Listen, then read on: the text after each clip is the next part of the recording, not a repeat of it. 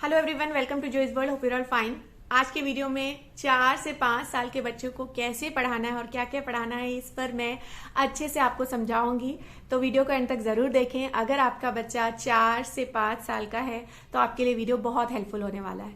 और मेरे चैनल पे नए हैं तो do subscribe to my channel. मैं इसी तरह के वीडियोज लेके आती रहती हूँ और बेल आइकन को ऑल पर जरूर प्रेस कर दें।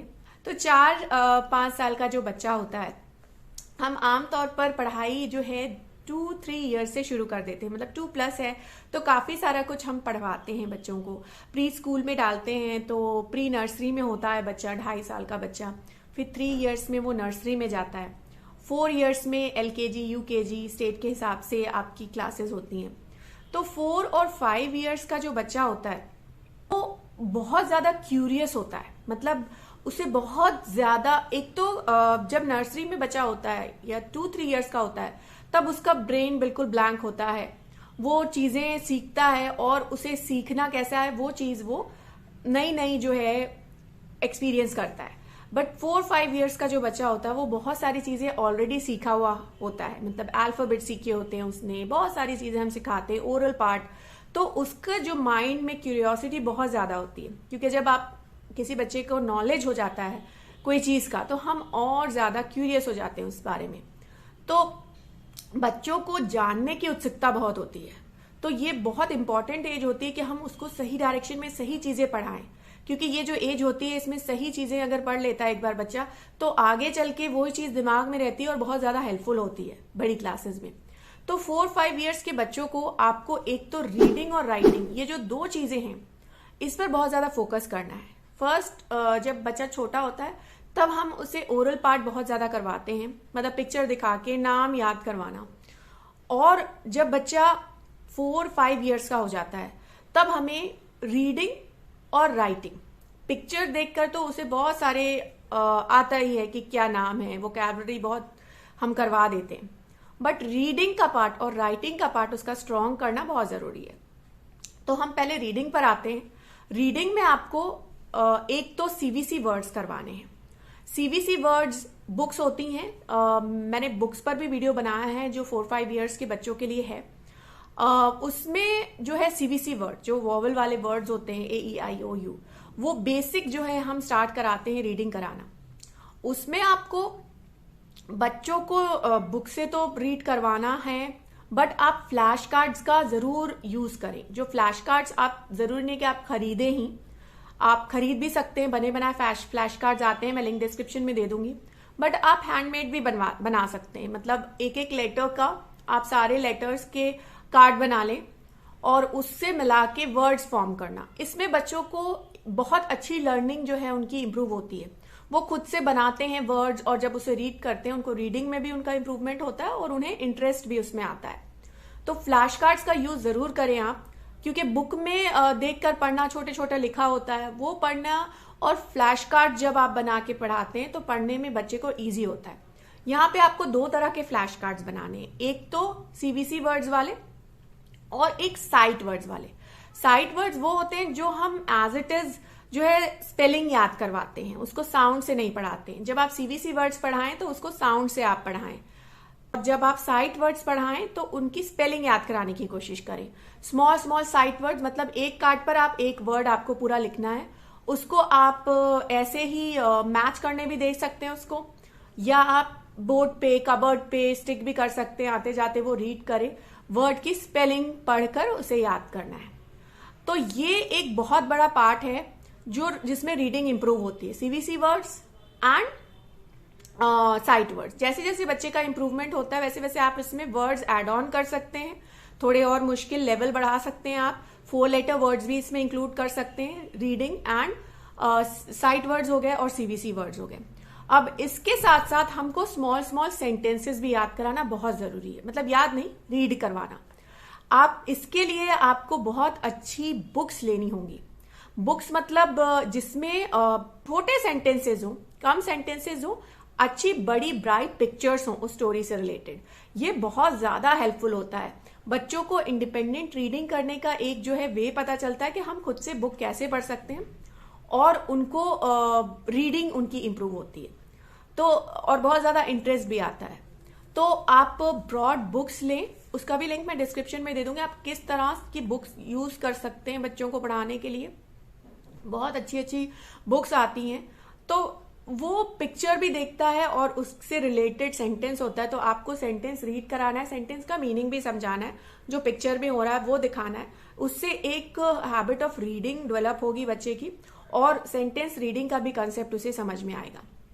तो ये जो चीजें हैं आप बस इतना कर लें, रीडिंग का पार्ट बहुत ज्यादा इंप्रूव हो जाएगा। और मैं ये कहूंगी कि आपको बहुत ज्यादा लॉन्ग स्ट्रेच पे ये चीजें नहीं करवानी है। 10 to 15 या 20 मिनट्स मोर देन इनफ है बच्चों को पढ़वाने के लिए। 20 मिनट्स इज मैक्सिमम।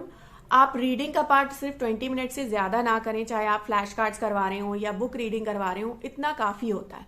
क्योंकि इससे ज्यादा अगर पढ़ाएंगे आप तो बच्चा बोर हो जाएगा और उसको प्रेशर लगेगा। तो इतना आप डेली बेसिस पे कराएं, दैट इज इनफ। काफी कुछ बच्चे की रीडिंग आपको इंप्रूव होते हुए दिखेगी। और फर्स्ट में बिगनिंग में इतनी ज्यादा आप स्पीड अपनी भी कम रखें पढ़ाने का पेस, बट इतना ज्यादा आपको नहीं दिखेगा। बट जैसे जैसे आप ग्रेजुअली बढ़ाएंगे डेज मंथ्स, बहुत जल्दी आपको इंप्रूवमेंट दिखेगा। आपको पता ही नहीं चलेगा, बच्चा फिर सारी चीजें अच्छे से रीड कर पाएगा। तो ये हो गया रीडिंग का पार्ट। अब आती है राइटिंग। राइटिंग में भी जो हमने रीड करवा रहे हैं उसी से रिलेटेड वर्ड्स आपको राइट करवाने हैं। आपको इसमें आप अलग अलग एक्टिविटीज इंक्लूड करा सकते हैं। पर्टिकुलर वर्ड की लिस्ट दे दे बच्चे को, और वो वर्ड आप जो बुक पढ़ा रहे हैं उसमें उसे सर्कल करना है। इस तरह की एक्टिविटीज बच्चे बहुत अच्छे से, साइट वर्ड्स बच्चे को सर्कल करना है, या बच्चे को वर्ड्स जो सीबीसी वर्ड्स हैं वो सर्कल करना है, फाइंड आउट करना है। इसी तरह से वर्ड की कलरिंग आप करवा सकते हैं। जो फ्लैश कार्ड्स आप बना रहे हैं उसको खुद बच्चे को कलर करने दें।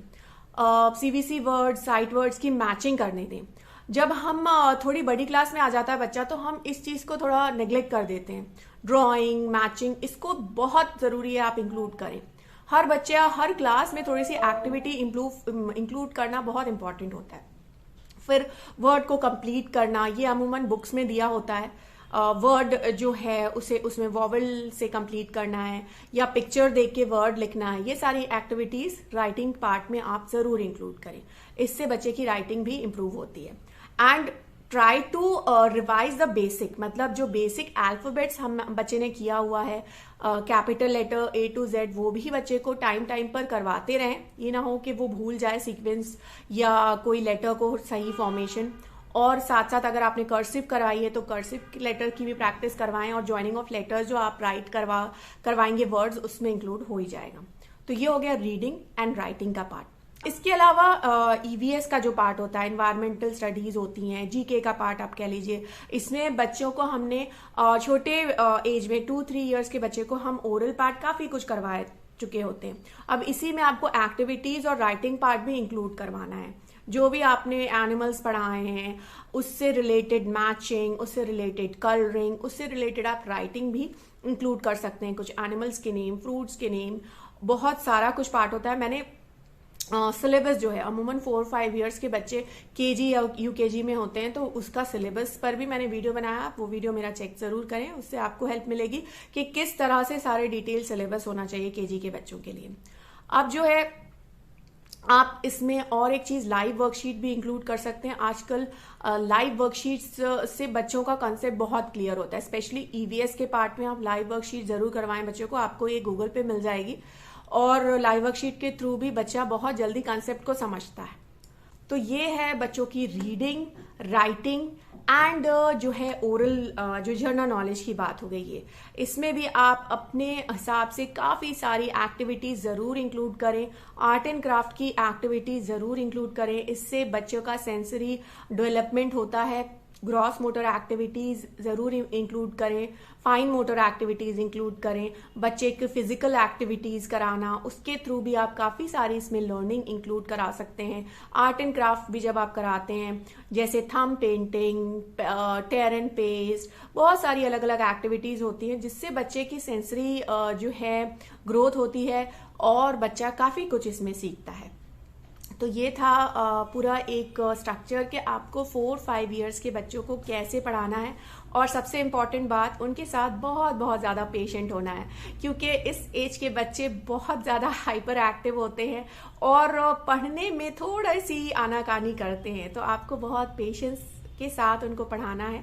होपफुली बच्चे सीख जाते हैं अपने पेस के हिसाब से। अपना हर बच्चे का अपना लर्निंग का पेस होता है, तो आपको परेशान नहीं होना है, बस हैप्पीली एंजॉय करिए, उन्हें भी एंजॉय करने दीजिए और एंजॉय करिए आप अपनी टीचिंग को।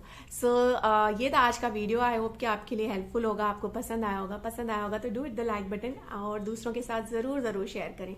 So that's it for today. Thank you so much for watching.